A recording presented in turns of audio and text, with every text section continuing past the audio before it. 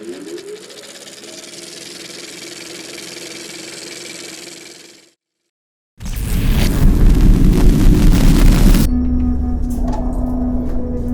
were here, right? They were happening. They bewitched me. I wonder what's in here. The high point of psychedelic garage. His Excellency, the President of Zambia. This is Zambia, a land of which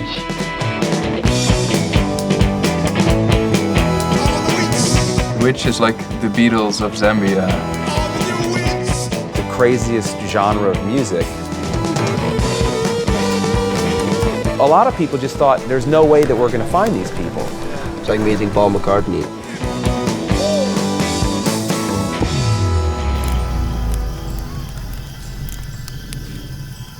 I wish the whole band was alive.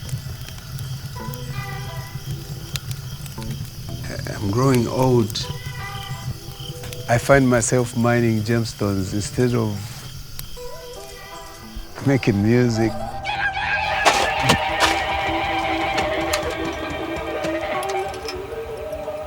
It can't just end here.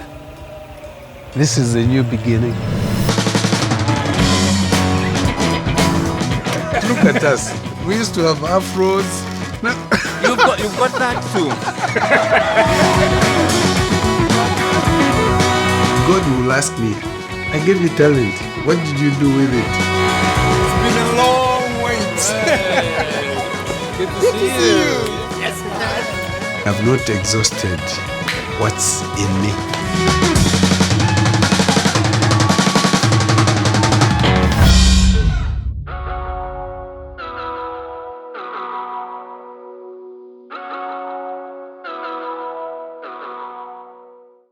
Hi, this is Arlottame시지, the director of We Intend To Cause Havoc.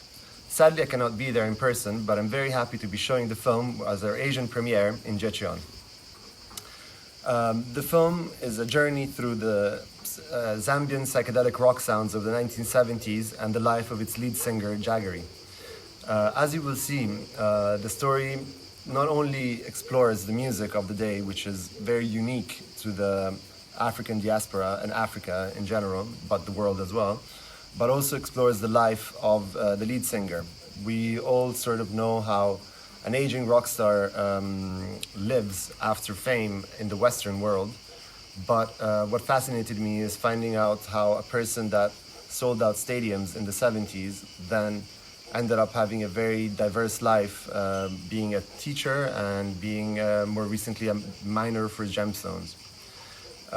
My motivation to make this film was partially to find that, and also to make sure that he could have a place in history and be remembered. His music to me is very important because it mixes elements that are in a way that not many other people ever did. By creating the film, we also managed to revive some of these songs that had not been played live in more than 40 years, thanks to a group of young musicians that came from Europe to Zambia, where we played a concert there. And then, as you will see, we end up in Europe, touring Europe. That has continued even after the film with tours, another European tour, and a US one, which went very well. We're meant to keep on doing that, but this is not the right year for that, I imagine. I think it'd be interesting for the audience to try to put themselves in Jaggeri's shoes and see somebody who for music in his life, music was one of the most important things, but due to the circumstances around him, he had to put on the side and focus on more sort of important issues in life. A nice sort of metaphor is the fact that sadly the music industry in Zambia towards the late 70s and early 80s, which is around when Jaggeri stopped making music, was that there was an economic crisis and people had to choose between spending their wage on food or on records. And clearly the vast majority preferred food, and that sort of killed the industry back then. What you should look out for, I think, is that it's interesting to see another side of the world, an aspect of culture that not many of us are very familiar with, and to also see the art that was created there back then. Well, there are many, as you will see in the film when we went to the archive room. That was quite a mind-blowing moment because there's very little footage of the band in the 70s, and I was hoping to find some of it there, but as it often happens, sometimes when you're looking for something, you find something else, and what we found there, as you will see, is definitely quite interesting in itself. The music is obviously the most important aspect. It's what drove me to do the film. It's interesting to know that obviously we used a lot of songs by Witch, who have a very long and diverse discography. But what was also interesting was working with Jaakko Gardner, who composed the score for the film. And it's a score that's done only with synthesizers, but it is a cover of Witch songs. So it's sort of putting them in a new light and bringing very strong emotions. I feel when you hear the score in certain parts, it really moves me. I get goosebumps even though I've seen the film God knows how many times.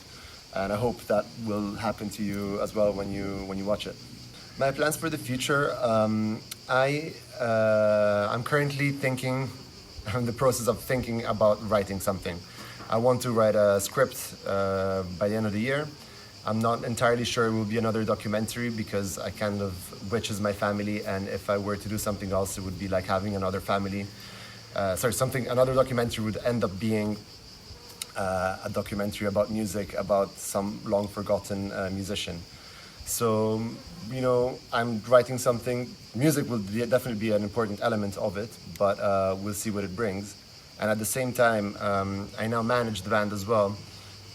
So this is a bit of a scoop maybe, but we're hoping to record some new material with the new band and hopefully do that in the beginning of next year.